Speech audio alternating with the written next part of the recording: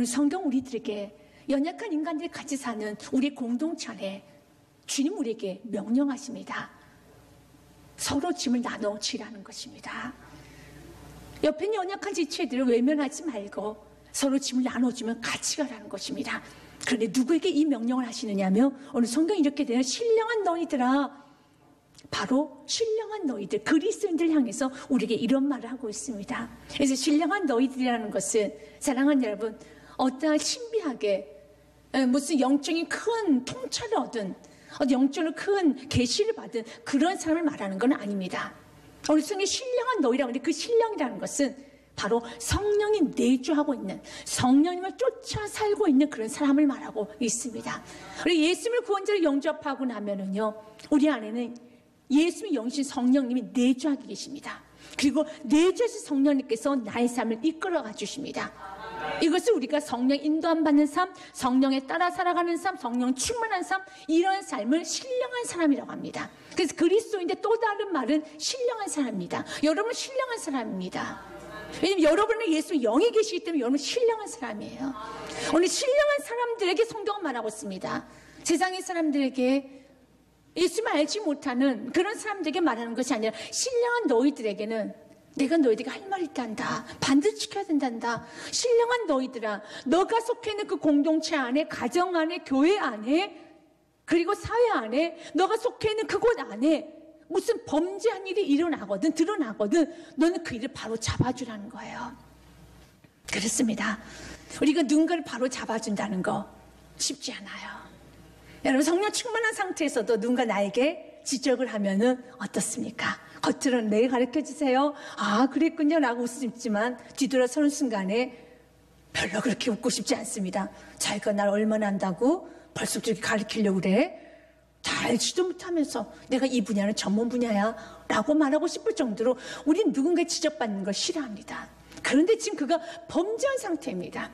범죄한 상태에 있는 그를 회복시키고 지적해서 그를 바로 세우기 위해서는 얼마나 성령 충만함이 필요합니까? 이건 인간의 힘으로 할 수 없는 거예요. 그래서 오늘 성경은 말합니다. 범죄한 자가 있거든 드러내어서 그를 어떻게 하라고 되어 있습니까? 바로 잡으라, 바로 잡아주라는 겁니다. 이건 너의 힘으로 할 수 없다. 너의 노력으로도 할 수 없다. 성령의 도우심을 받아야 된단다. 아멘. 성령의 도우심을 받아야 되는 것입니다. 여기서의 범죄는 어떤 범죄를 말하냐면 우리가 생각하는 윤리적인 어떤 감옥에 들어가야 되는 그런 범죄를 말하는 것이 아니라 갈라디아서 5장에 이어서 하는 말이기 때문에 예수를 믿습니다. 그 안에 지금 성령님이 계십니다. 그럼에도 불구하고 세상에 취해 있는 사람들, 이탈해 있는 성도들을 말하고 있습니다. 진리와 정리에서 벗어나 넘어진 상태를 말하고 있습니다. 잘합니다. 예배를 드려야 된다는 것도 알고 하나님 말씀대로 살아야 된다는 것도 알고 주님에서 주의 깊은 교제를 하며 헌신하며 봉사하며 기도하며 찬양하며 감사하며 살아야 된다는 거 아는데 온통 그의 머릿속에 세상 일로 꽉 들어차 있습니다. 육체일만 도모합니다. 그래서 세상에 나가기를 너무 좋아합니다. 그런 모습이 보이는 그 성도가 보일 때, 그런 범죄하는 그런 사람이 보일 때 그를 내버려 두지 말고 바로 잡아주라는 거예요. 근데 바로 잡아주기 위해서 내 헌신이 필요해요. 왜 그럴까요? 앞서서 말했지만 여러분, 뭔가 잘못된 것을 교정할 때 쉽게 감사합니다, 고맙습니다 받아들이는 것이 아니라 아주 싫어하거든요. 관계가 불편해질 수가 있어요. 그리고 받아들이지도 않습니다. 만약 그가 자기의 잘못을 알고 잘 받아들였다면 이미 그는 회복이 시작되었다고 할 수 있는 증거죠. 그게 굉장히 뻣뻣하죠. 굉장히 곳곳하지요. 그러니까 말씀을 전합니다. 이렇게 살면 안 됩니다. 지금 당신은 세상 일을 취했습니다. 음란에 취했습니다. 육체의 일만 도모하고 있습니다 라고 말을 할 때 그가 쉽게 받아들이지 않기 때문에 진이 다 빠져요. 아주 힘이 듭니다. 그래도 바로 잡아줘야 돼요. 방치해서는 안 되는 것입니다. 신령한 우리들은 그리스도인이라면 방치해서는 안 되는 것입니다. 그가 지금 나쁜 길로 가고 있는데, 그가 지금 죄악된 길로 가고 있는데, 그가 지금 벼랑 끝에 서 있는데 여러분, 그를 내버려두면 되겠습니까? 그에게 지옥 가라고 믿는 것밖에 더 되겠습니까? 주님 우리에게 말합니다. 신령한 너희들은 그 영혼을 바로 잡아주라는 거예요. 더 이상 죄를 범하지 못하도록. 왜냐, 우리가 바로 잡아주지 아니하면 죄는 결국 공동체를 이탈하게 돼 있어요. 죄는 결국은 하나님과 단절되게 됐고 하나님 모두 다 부인할 수밖에 없습니다. 여러분, 사랑하는 남편, 아내, 자녀가 가정 안에 들어오기 원합니까? 그러면 힘들어도 아파도 그 죄를 여러분 드러내어서 바로 잡아줘야 돼요. 그러지 않으면 시간이 어느 정도 걸리는 것 뿐이지 언젠가는 공동체 이탈할 수밖에 없어요. 남편의 자리 이탈할 수밖에 없고, 아내의 자리 이탈할 수밖에 없고, 자녀의 자리, 부모의 자리를, 내가 성도의 자리 이탈할 수밖에 없어요. 왜? 그 속에 죄가 있는데 어떻게 버티겠습니까? 버티지를 못해요. 그래서 오늘 성경은 말하는 겁니다. 신령한 너희들이 꼭 감당해야 될 것이단다. 그걸 방치해둬서는 안 돼. 그 범죄를 드러내서라도 그를 회복시켜줘야 되고 바로 잡아줘야 된단다. 그래서 바로 잡아주기 위해서는 우리는 무엇이 필요합니까? 성령의 인도하심이 필요합니다. 그래서 오늘 이 모든 일의 시작을 누구에게 말하고 있습니까? 1절 다시 한번 읽겠습니다. 형제들아, 사람이 많이 무슨 범죄한 일이 드러나거든 신령한 너희는 온유한 심령으로 그러한 죄를 바로 잡고 너 자신을 살펴보아 너도 시험을 받을까 두려워하라. 아멘. 이 모든 일 누가 가능할 수 있다고요? 신령한 너희들이 가능할 수 있어. 성령의 충만한 너희들만 가능할 수 있어. 그러니 우리 이 삶은 감당해야 되는 것입니다. 또한 반대로 이 말씀 우리 자신에 적용해 본다면 내가 지금 성령 충만한 상태인가, 성령 충만하지 않은 상태인가를 알 수 있는 리트머스 통계가 무엇인지 아십니까? 내가 지금 이웃에 관심이 있는가, 내가 저 영혼이 넘어질 때 저 영혼이 아픔이 내가 보이는가, 내가 그 영혼의 아픔이 보이고 그 영혼을 세우고 싶은 마음이 들고 있다면 나는 성령 충만한 상태인 것입니다. 오늘 성경 우리에게 말합니다. 신령한 너희들에게 너희들이 반드시 해야 될 거, 죄가 있거든 바로 잡아줘야 된다. 여기서 바로 잡아준다는 건 회복의 의미라고 있습니다. 회복시켜주는 거예요. 다시 좋은 모습으로, 원상태 모습으로 회복시켜주는 거예요. 얼마나 아름다웠던 모습이 많았으니까. 여러분 정말 공손했던 모습, 겸손했던 모습, 항상 기쁨과 감사가 넘쳤던 그런 모습을 다시 회복시켜주는 거예요. 아, 우리 자녀가 지금 왜 이렇게 예민해졌을까? 우리 가정이 왜 이래졌을까? 라고 했었을 때 그것이 드러나거든. 그런 문제가 너의 눈에 비춰지거든. 방관하지 말고 바로 잡으라는 거예요. 다시 원래 모습도 회복시켜주라는 것입니다. 우리가 한 영혼을 세울 때 바로 잡아준다는 이 의미를 깨닫지 않고 우리가 그 영혼을 세우지 않으면 여러분 때로는 우리의 마음 가운데 그 영혼을 회복시키기 위해서 바로 잡아주는 것이 아니라 때로는 그의 흠을 드러내기 위해서 바로 잡아줄 때도 있어요. 그건 아주 나쁜 마음입니다. 요한복음 8장에 보면 예수께서는 한 여인을 바로 잡아주십니다. 간만 여인을 바로 잡아주세요. 예수님은 어떻게 바로 잡아주셨는지 더 나아가서 동일하게 사두개인가 또한 바리새인들은 그 여인을 바로 잡아주기 위해서 예수님 발 앞에다가 던져놨지만 성경 말합니다. 너는 그 영혼을 바로 잡아주기 위해서 나에게 데려온 것이 아니야. 너는 나쁜 사람이야. 오늘 성경 그렇게 말하는 부분이 있습니다. 한 여인이 가늠하다 현장에 잡혔습니다. 누가 데리고 오느냐면 바리새인이 데려옵니다. 사두개인이 데려옵니다. 서기관들이 데려옵니다. 그리고 예수님 앞에 이렇게 말해요. 예수님, 모세 율법에 의하면 이 여인을 돌로 치려고 했는데 예수님 어떻게 하시겠습니까? 라고 묻습니다. 그들은요, 그 여인을 데리고 회복시키기 위해서 이 간림이란 그 올매에서 회복시켜야지라는 그런 마음이 아니었어요. 더 나아가서 우리 예루살렘 안에 이런 범죄가 있으면 안 되지라고 이 예루살렘을 청소하기 위해서 그 일을 데려온 것이 아닙니다. 성경 말합니다. 요한복음 8장 6절에 예수님을 공경에 빠뜨리기 위해서 같이 한번 읽어보겠습니다. 그들이 이렇게 말하면 고발할 조건을 얻고 자요 예수님을 시험하려 예수님께서 몸을 급해서 손가락에 땅에 쓰시니라. 아멘. 시험하기 위해서 그 여인을 데려온 거예요. 우리는 어떤 사람의 범죄를 드러냈대 이런 바리새인들의 마음을 가지면 안 돼요. 이거 봐, 내 말 맞지? 그렇게 나쁜 사람이라니까. 내 말 맞지? 이거 봐, 이러는 마음으로 그를 드러내면 안 되는 거예요. 여러분, 왜 자녀의 잘못 지적합니까? 왜 사랑하는 아내 남편의 잘못 지적하나요? 왜 서로 간에 잘못 지적하나요? 범죄는 지적해야 돼. 드러내야 됩니다. 그래, 드러내는 목적이 회복이 목적이 돼야 돼요. 근데 회복이 아니야. 이거 봐, 이거 봐. 세상에 사랑하는 자녀 앞에서 이렇게 말하는, 이거 봐, 엄마 말 맞지? 너 잘못했잖아. 엄마 말을 입증하기 위해서.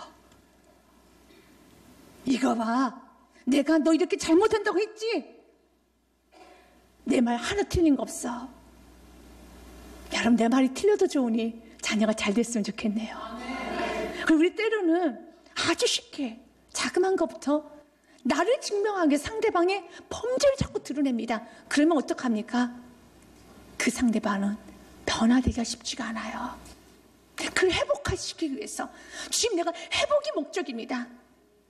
주님, 내 어떤 잘남이, 나의 완전함이, 내 말의 옳음을 증명하기 위해서 범죄를 자꾸 드러내는 것이 아니라 사랑하는 자녀들에게 앞에서 사랑하는 남편 또 아내의 문제를 드러내서 이거 봐, 엄마가 이렇게 고생한 사람이야, 네 아빠 이런 사람이야, 네 엄마 이런 사람이야 라고 드러내는 것이 아니라 정말 우리 가정에 남편을 세우기 위해서, 아내를 세우기 위해서, 부모를 세우기 위해서 세우기 위한 목적이에요.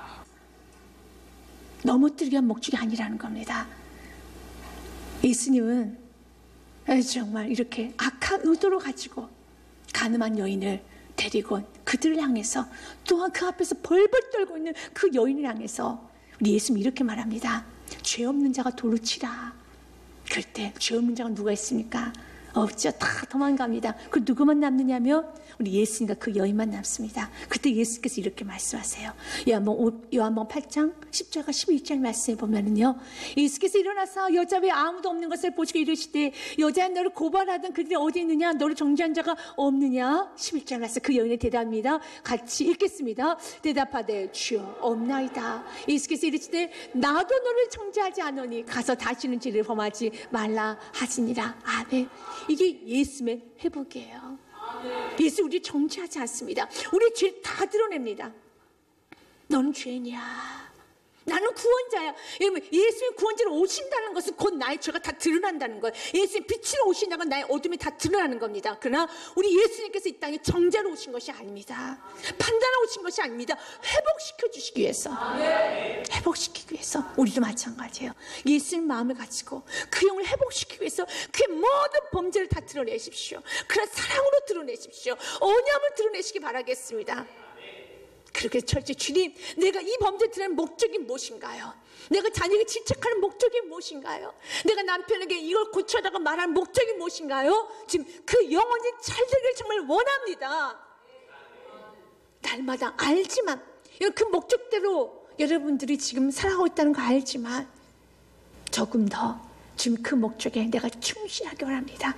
그리고 주 앞에 기도하십시오. 주님, 신령한 우리를 할 수 있다는데 아버지 안에 바로 잡는 데 있어서 내가 성령의 인도함을 받기 원합니다. 온유함으로 하기 원합니다. 오늘 성경 이렇게 됐죠.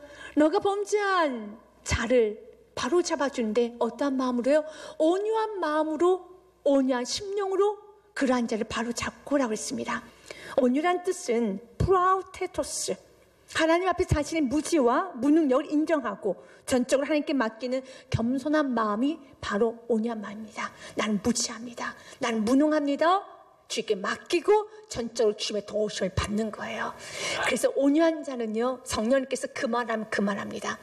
여러분, 어떤 사람 바로 잡는 데 있어서 여러분이 바른 말을 했잖아요. 바로 잡아줬잖아요. 근데 그가 여러분이 권면하는 말을 잘 받아들이지 않습니다. 왜 그럴까요? 첫 번째는 그 속에 있는 죄와 악 때문이겠죠. 그래, 그것만이 전부는 아니에요.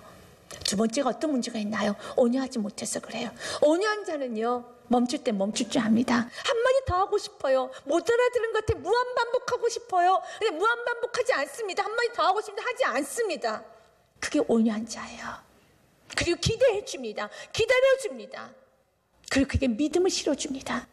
또 온유한 자는요, 내 생각에는 야, 이 한마디를 더 하면, 내가 한 번 더 무한반복하면, 내가 한 번 더 반복하면 그가 화가 날지 몰라. 난 무서워. 내 생각 때문에 자제하는 것이 아니라 성령님께서 그래도 한 번 더, 한마디 더, 이 말까지는 정확하게 하나님 은혜가 오면 내 생각을 뛰어넘어서, 내 안에 인간의 의를 다 뛰어넘어서, 두려움을 다 뛰어넘어서 믿음으로 나아가는 거, 그게 온유한 자예요. 그래서 온유함은 굉장히 부드럽습니다. 그러나 온유함은 강인함이 있습니다. 그게 온유해요. 여러분들이 누군가 바로 잡을 때 그 부드러움과 강인함을 적절하게 잘 사용하셔야 돼요. 그래서 사랑과 정의가 같이 가야 되는 겁니다. 사랑과 정의, 여러분 같이, 부드러움과 그리고 강인함, 단단함을 같이 보여줘서 바로 잡아줘야 되는 것입니다. 우리 지금 우리가 그렇게 하길 원하고 있습니다. 우리 예수님께서는 이런 말씀하셨어요. 마태복음 11장 말씀에 보면요, 예수님께서 29절 말씀에 나는 마음이 온유하고 겸손해 나의 멍에를 메고 내게 배우라. 그러면 너희 마음의 쉼을 얻으리라. 믿으십니까? 주님께 온유하고 겸손하신 분이시니 주님께 나와서 배우십시오. 여러분 누군가 징계를 하고 누군가 권면하고 누군가 바로 잡아주고 나면 마음이 어떤가요? 쉼을 얻을 수 있는가요? 오늘 성경이 이렇게 돼 있잖아요. 넌 내게 배워야 하지만 쉼을 얻을 수 있어.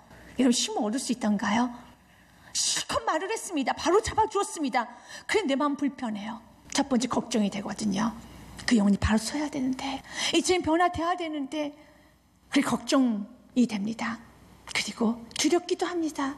더 나아가서 또 한켠에 그런 마음도 들어요. 아, 내가 언제까지 이렇게 해야 되나? 내가 언제까지 이렇게 해야 되나? 왜 자기 하나 제대로 못하는 것일까? 집안에 어느 누가 자기 하나 제대로 선 사람도 없어. 다 이렇게 쓰러져 있어. 왜 다 나에게 기대는 거야? 내가 언제까지 이렇게 해야 되나? 이상한 감정들이 내 안에 다 휩쓸어지고 시작합니다. 오늘 성경 말이에요. 나는 마음이 온유하고 겸손해. 넌 내게 와서 배우라. 주께 나오셔야 돼요. 이게 바로 온유한 자입니다. 여러분 누군가에게 권면하고 바로 잡아주셨습니까? 징계를 하셨습니까? 그 징계가 자기가 아주 약한 징계, 합당한 징계. 그리고 이 정도는 아무렇지도 않아 잘 받아들였을 거라 생각했어요. 무조건 누군가의 권면을 하고 누군가를 징계하고 누군가를 세우기 위해서 여러분 뭔가를 했다면 그 다음에는 여러분이 하셔야 되겠습니다. 주님 내게 와서 배우라. 어디 와서 배워야 되겠습니까? 예배 자리에 오십시오. 말씀을 들으셔야 돼요. 왜냐하면 1절 말씀에 보면 갈수록 1절 말씀에 너는 누군가 바로 잡고 난 다음에 주님 이렇게 말합니다. 너 자신을 살피라고요. 그러한 자를 바로 잡고 너 자신을 살펴봐. 너도 힘을 받을까 두려워하라. 자신을 살피는 거. 그런 누군가를 권면하고 나면은 누군가 징계하고 나면 자신을 못 살펴요. 나는 쏙 빠지고 어떻게 그에게만 집중하고 있거든요. 그리고 마음 복잡합니다. 불편한 마음이 많이 듭니다. 무조건 여러분 나오셔야 돼요. 그 주님께 배우셔야 됩니다. 오늘 말씀을 더 주님 가르쳐 주옵소서. 특별히 주님 이 문제가 나에게 시작된 건 아닙니까? 지금 나를 살펴보기 원합니다. 칼빈 같은 건 이 부분에 이렇게 말해요. 내 자신을 살펴보고 몸속을 구석구석 잘 조사해봐라. 너 지금 너희 남편에게 너희 아내에게 음란하단 말했지. 육체로 꽉 들어찼다고 했었지. 너희 자녀에게 게으르다고 했었지. 오늘 칼빈이 이렇게 말합니다. 너의 몸에 구석구석을 좀 봐봐. 그럼 너에게도 게으른 요소가 있을 거야. 너에게도 음란한 요소가 있을 거야. 너의 머릿속에 육체로 꽉 들어차 있는 모습이 있을 거야. 들여다보라는 거예요. 그러나 이렇게 들여다볼 수 있는 건 예배자에 나오셔야 돼요. 말씀을 들어서 빛을 받아야 되는 겁니다. 그럼 우리는 못합니까? 회개를 하죠. 그럼 회개를 하고 나면은 그 다음 어디로 가야 됩니까? 고백이라는 걸 해야죠. 내가 잘못했다. 엄마가 기도를 안 해서, 당신 내가 기도를 안 해서, 어제까지는 징계를 했습니다. 오전에 징계했습니다. 권면해서 바로 잡아줬습니다. 그런데 오늘은 오후에는 미안합니다. 내가 기도하지 않아서. 그럼 어떻게 됩니까? 그 가정은 하나 되기 시작하는 거예요. 그러면서 우리 안에 주님은 예배드리고 난 자에게 성령 충만한 우리에게 오늘 성경은 갈수록 2절에 이렇게 명령하십니다. 같이 읽겠습니다. 너희가 짐을 서로 지라. 그리하여 그리스도의 법을 성취하라. 아멘. 짐을 서로 져주셔야 돼요. 마태복음 11장 28절 말씀에 보면 먼저 우리 예수님께서 우리 짐을 져주셨습니다. 이렇게 말씀하십니다. 같이 읽겠습니다. 수고하고 무거운 짐자들아 다 내게로 오라. 내가 너희를 쉬게 하리라. 아멘. 먼저 여러분의 짐을 주님께 맡기십시오. 주님께 말씀하잖아요. 너희 짐 가지고 와라. 그런데 사랑하는 사람들이 예수님께 가지고 나오지 못합니까? 그러면 여러분이 같이 지어줘야 돼요. 그리고 예수님께 맡길 수 있도록 도와줘야 되는 겁니다. 더 나아가서 우리 주님께서는요, 우리 모두가 서로 짐을 져주곤 합니다. 예수 우리 짐을 져준 것처럼 예수의 제자인 우리들은 누군가의 짐을 우리가 져주길 원해요. 짐은 누가 지나요? 짐꾼이 지죠. 종들이 지죠. 양반들은 짐을 안 져요. 우리 예수님은 하늘의 주인이시고 주관자이시고 창조주시고 주인이심에도 불구하고 예수 스스로 종이 되어주셔서 우리의 짐을 져주시고 우리에게 우리의 모든 죄의 짐, 우리의 모든 아픔의 짐, 상처의 짐을 다 지셨잖아요. 우리도 져야 돼요. 성경은 고린도후서에 이렇게 말합니다. 내가 너의 짐을 짐으로 너가 가벼워졌지, 내가 가난케 됨으로 너가 부유하게 되었고. 같이 읽어보겠습니다. 우리 주 예수 그리스도의 은혜를 너희가 알거니와 부유하신 이로써 너희를 위하여 가난케 되심은 그의 가난을 말미암아 너희를 부유하게 하려 하심이다. 믿으십니까? 아멘. 그래, 기억해야 돼요. 이게 은혜라는 것을. 우리 주 예수 그리스도의 은혜를 너희가 알거니 알잖아. 그분이 가난케 해서 우리가 부유하게 되었고, 그분에게 모든 짐을 맡기면 내 짐이 가벼워졌죠. 내 죄의 짐이 이제 하나도 없어요. 얼마나 가볍습니까?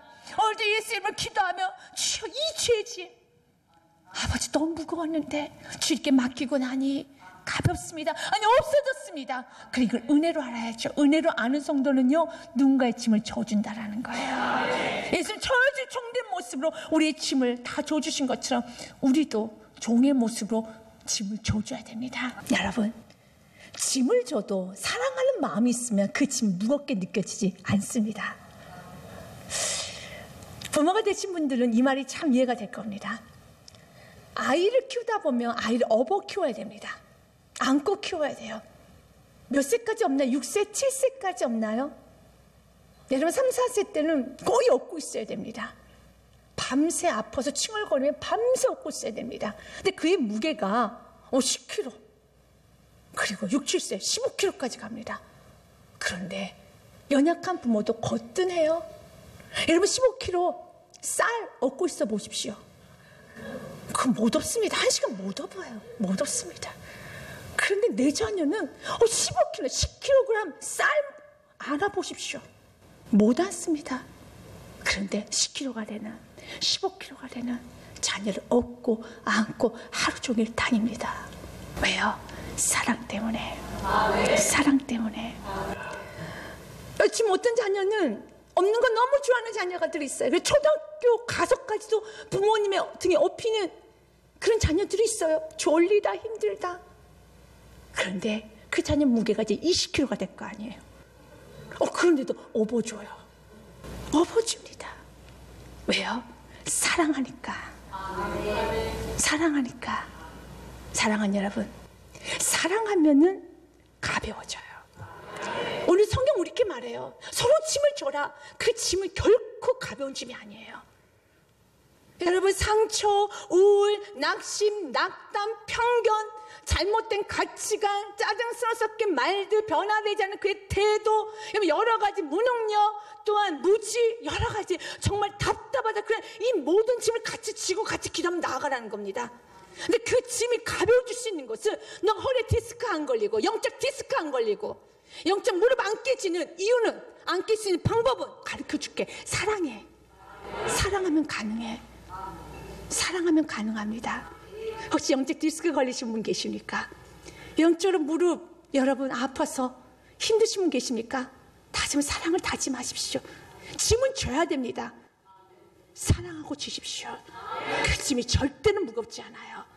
가볍습니다. 그러지 말합니다. 힘들다 넘어지면, 지치면 나에게 가지고 와. 주님께 또 맡기는 거예요. 그럼 우리의 모든 짐이 가벼워지죠. 남편의 짐, 아내의 짐, 이웃의 짐, 부모의 짐, 자녀의 짐을 다 가지고 와서 주님께 맡기는 거예요. 그럼 또 가볍지요. 또 현실에 들어가면 또 짐 있는 것 같아요. 그 짐을 또 내가 집니다. 그래서 또 주님께 맡기는 거예요.